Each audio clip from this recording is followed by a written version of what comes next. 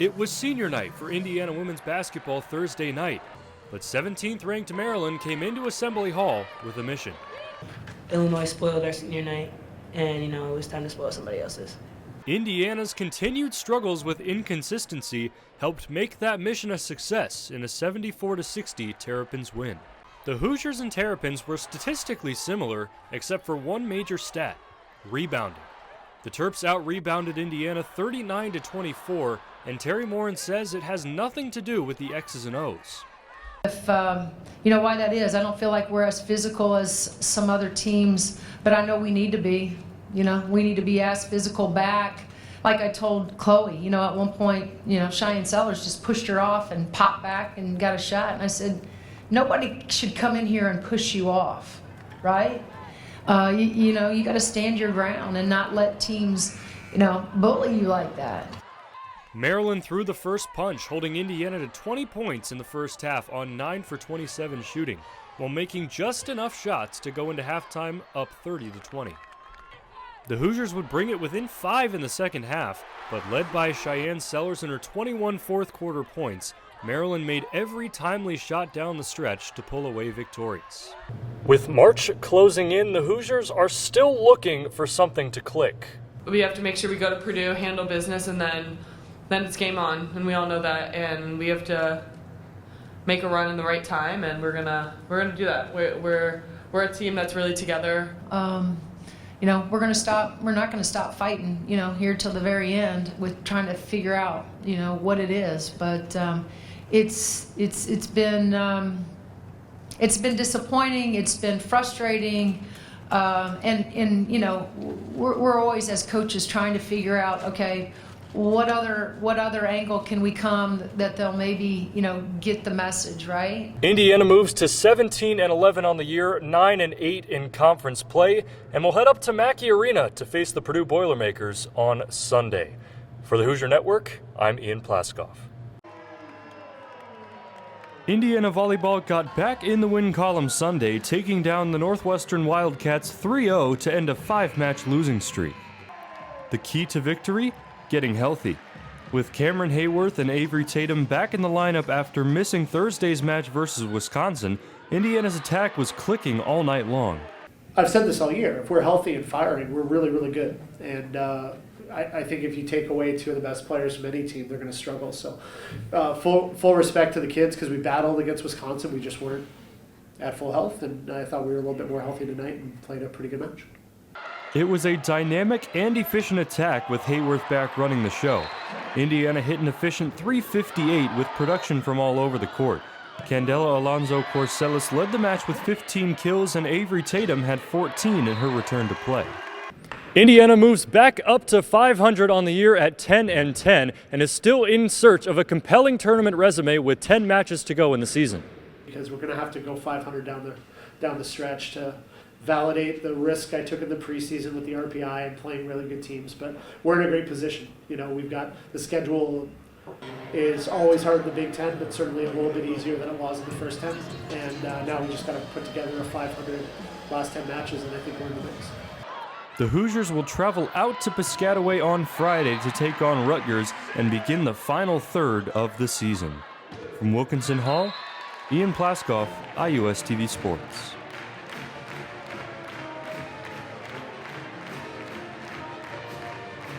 From 38, on the way, and it is no good, and the drought is Amid the whirlwind of emotions within the last 16 seasons of Indiana University football, there have been two constant voices.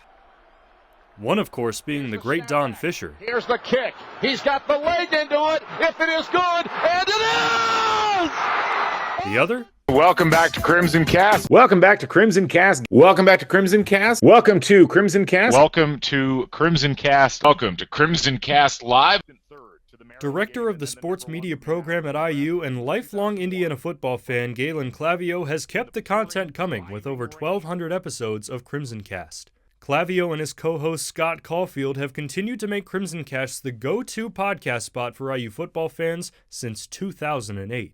To me, just being there and being a part of the fan experience around football and being able to honestly and legitimately say, we've been doing it longer than anybody else on the podcast front means a lot, because you kind of become part of the culture around what's going on with the team, and I think that's a really cool place to be. Clavio's connection with IU football goes back further than just 2008. I've been going to games since the 1980s. It was probably the sport that my dad was the biggest level of fan with IU. I've been to road games, home games. I've traveled with the team. I've had season tickets for 15 years, and I've podcasted about them for longer than that. So I would consider it to be a pretty deep fandom.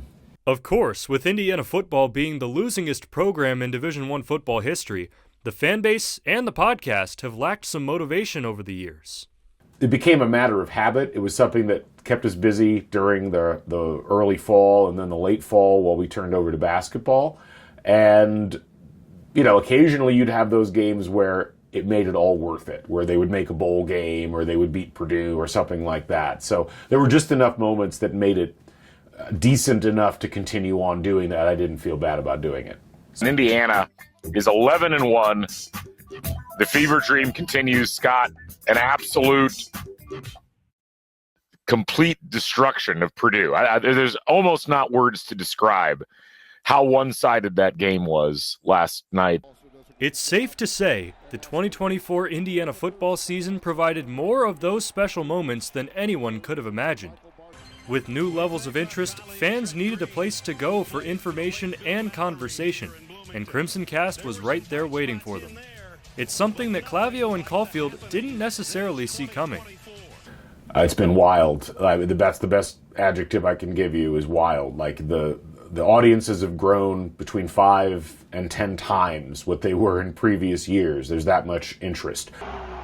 The new era of Indiana football has brought on a new era of Crimson Cast, both of which are taking some time to get adjusted to.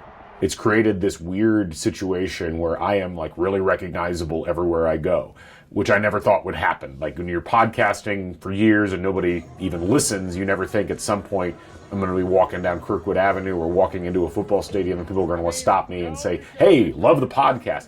That was never on the cards. I've had to learn a lot in a short period of time about how to interact with fans and how to talk with them and understand that, for me, I just go and talk on the podcast. For them, they're listening and they form what's called a parasocial relationship where, they hear what you say, they interpret what you mean, they want to talk with you about things. So I really enjoy that. With the newfound optimism within the IU football fan base following this season, new fans continue to join the conversation. Clavio has become a key part in bringing this growing community of Hoosier fans together, one podcast, conversation, or social media post at a time. Good morning, Hoosier Nation. We're live here from the top of the Tuttle Garage in Columbus, Ohio. Alex Paul. For IU Sports Media, I'm Ian Plaskoff. From Colts legends cool autos like Jonathan Taylor. This is a Peyton Manning patch. To Iron Mike. A certified autograph, Mike Tyson's Punch-Out. And even Ricky Wild Thing Vaughn. Is it Major League, I think, the movie? It's such a funny movie. High Five Cards and Collectibles has it all. Everything I do pretty much has to do with cards unless it's eating or sleeping. So, there's anyone that does this knows you don't really get a break from it. You may wonder, can a place where you exchange small pieces of cardstock really make an impact in a small town like Bloomington? Believe it or not, it can.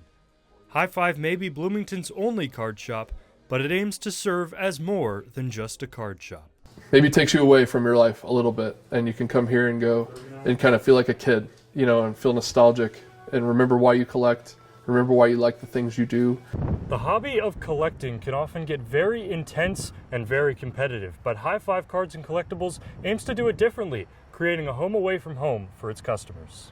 Last night was my first night coming to this particular gathering, and I've already met new friends and made plans to come back next week to meet with them. It's kind of neat to just see how wholesome it is. Like today, we had a kid staring at the wall over there looking at a Victor Wembanyama insert from NBA Hoops. The card was like $12 or something like that, or $15. And another customer just bought it for him off the wall, and the kid lit up, So that's what it's all about. That guy he understands the hobby. He knows why you do that kind of stuff. Collectors feed off of the joy and memories unlocked when opening a pack of cards. The staff at High Five is letting its customers know that the only thing they need to open up to find joy and create memories together is the front door. Yeah, it feeds us. You know what I mean? Like, it's just like, makes you feel like fulfilled. For IU Sports Media, I'm Ian Plaskoff.